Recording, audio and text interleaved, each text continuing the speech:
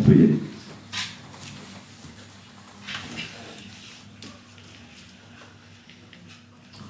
« 2 heures, 1 minute et 39 secondes. C'est le dernier record un peu fou du marathon qui a été établi en septembre dernier. Ma question est la suivante. Pensez-vous qu'il sera un jour possible de franchir la tant convoitée barre des 2 heures au marathon? Mon avis personnel, je vous le donnerai à la fin de la présentation. En attendant, je vais essayer de vous montrer comment nous essayons au laboratoire d'améliorer les performances et les prises en charge des sportifs lorsqu'ils se rendent en altitude. Alors, contrairement à un sprint, qui est une épreuve de puissance, un marathon est une épreuve de longue durée et donc d'endurance. Pour générer un mouvement, vos muscles vont avoir besoin d'énergie qui peut être produite par différentes voies. Et lors d'un effort d'endurance où on souhaite maintenir un mouvement et le répéter, la voie dite aérobie, ce qui signifie en présence d'oxygène, va être la seule capable de synthétiser les quantités d'énergie nécessaires. Grâce à ce processus, les réserves énergétiques sont quasi inépuisables, mais la puissance de production n'est pas très importante. C'est pour ça qu'on ne peut pas maintenir notre vitesse maximale, celle qu'on atteint sur 100 mètres, pendant tout un marathon. L'oxygène est le carburant primordial lors d'un effort d'endurance. Cet oxygène est extrait par les poumons, puis passe dans le sang, avant d'être distribué par le système cardiovasculaire aux différents organes, et plus particulièrement aux muscles.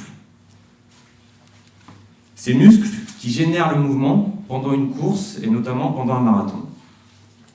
Enfin, il existe un chef d'orchestre qui va régir tout le transport et la distribution de l'oxygène, mais également vos contractions musculaires. Il s'agit bien entendu du cerveau, qui est lui-même accro à l'oxygène. Alors pour réaliser une bonne performance d'endurance, l'organisme a besoin d'un transporteur pour l'oxygène. C'est l'hémoglobine présente dans le sang. L'hémoglobine, c'est un camion dans lequel on met 4 molécules d'oxygène. Et pour que l'organisme fonctionne, il faut que ces camions soient bien remplis et saturés. Afin de connaître le taux d'oxygène dans l'organisme, on va regarder la saturation en molécules d'hémoglobine, en molécules d'oxygène, de l'hémoglobine, ou des camions. Alors on sait que pour faire une bonne performance d'endurance, un athlète a besoin d'un maximum de camions bien saturés. Or, dans certaines conditions, il arrive que la saturation en oxygène diminue. C'est le cas lorsque vous montez en altitude, car la chute de la pression atmosphérique limite le passage de l'oxygène dans le sang. Mais encore plus surprenant, chez 70% des athlètes qui s'entraînent en endurance, cette diminution de saturation arrive en pleine pendant un effort. Alors ce phénomène est très contradictoire. En effet, ces athlètes qui vont avoir une désaturation à l'effort auront moins d'oxygène disponible pour réaliser une performance. Et curieusement, plus un athlète est entraîné et plus il a un bon niveau, plus il est susceptible de présenter ce phénomène. L'objectif de mon travail, c'est donc d'étudier les athlètes qui présentent cette désaturation et de savoir ce qu'il se passe lorsqu'ils font des performances dans des milieux où la quantité d'oxygène est déjà limitée, à savoir en altitude. Alors pour ça, on a recruté 25 athlètes de niveau équivalent que nous avons divisés en 2 groupes. Un premier groupe de 10 athlètes sans désaturation qui représentait notre groupe contrôle, et un deuxième groupe de 15 athlètes avec une désaturation en oxygène. Ces 2 groupes ont réalisé 2 tests d'effort, un au niveau de la mer et un autre à 2400 mètres d'altitude. Afin d'obtenir des informations sur nos athlètes, nous avions 2 solutions. La première, c'était de les disséquer, mais il n'y en a aucun qui a voulu signer le contrat.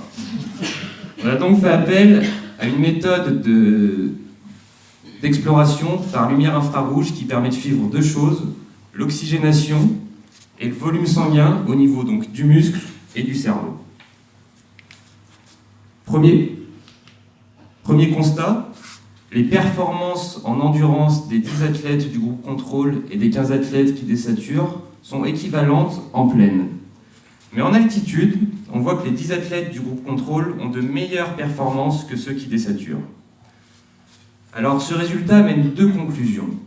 La première, c'est que les 10 athlètes du groupe contrôle sont capables de s'adapter à l'effort en altitude, contrairement aux 15 athlètes qui désaturent. Ces 15 athlètes qui présentent une chute d'oxygène ne vont pas être capables de s'adapter à un effort en altitude.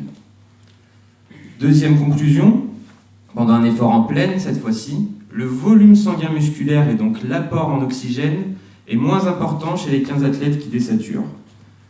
Cependant, cette limitation elle est compensée par une plus grande désoxygénation au niveau cérébral, qui est le reflet d'une meilleure activation du cerveau. Et c'est grâce à ça que nos 15 athlètes qui désaturent vont avoir des performances équivalentes aux 10 du groupe contrôle en pleine. En clair, le cerveau chef d'orchestre est capable de compenser les maladresses de ses musiciens, les muscles, lors d'un effort en pleine, mais pas en altitude. Alors il s'ouvre deux applications majeures à cette recherche. La première, c'est qu'il est indispensable de prendre en compte la présence d'une désaturation chez un athlète. Mettez-vous dans la peau d'un directeur sportif d'une équipe cycliste. Pour gagner le Tour de France, vous voudrez composer votre équipe avec les sportifs capables des meilleures performances lors des passages en montagne. Autre cas de figure, dans le cadre de la préparation des JO de Paris 2024, on va envoyer beaucoup d'athlètes s'entraîner en stage d'entraînement en altitude. Mais est-ce que c'est vraiment raisonnable, sachant que ceux qui désaturent risquent de n'en retirer aucun bénéfice? Deuxième application possible, il est possible d'augmenter les performances en pleine de nos athlètes qui désaturent, notamment en leur proposant des programmes d'entraînement qui augmentent le volume sanguin musculaire. Pour revenir à ma première question, qui portait sur les performances du marathon, sachant que 7 des 10 meilleurs marathoniens du monde vont présenter une désaturation, je pense qu'effectivement, en leur proposant des programmes d'entraînement adaptés, il sera possible de passer la barre des 2 heures.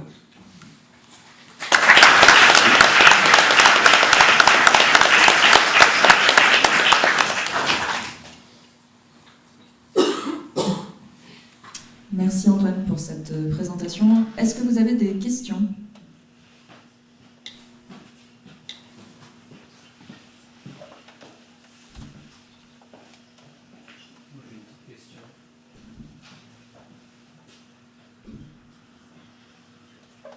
Ma question, c'est sur le panel d'athlètes que vous choisissez là.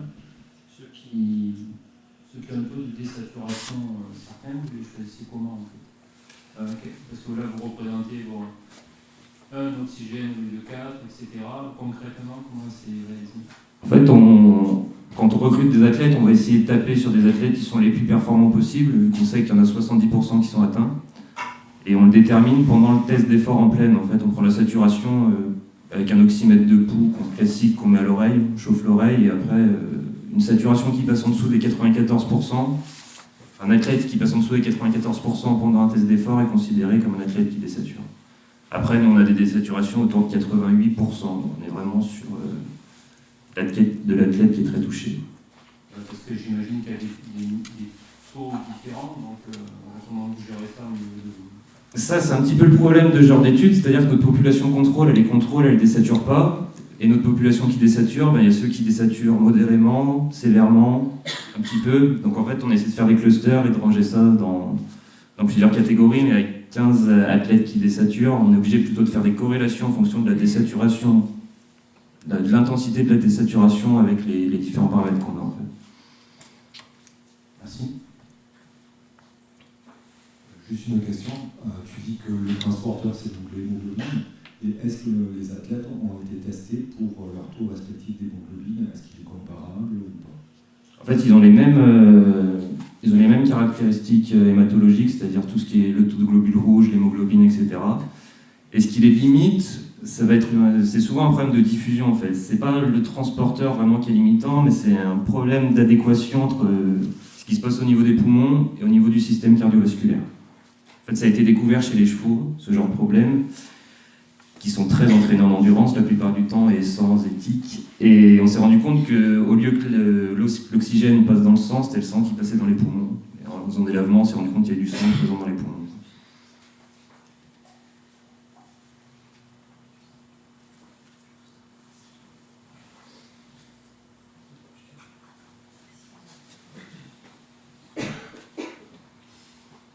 Bonjour, merci pour la présentation.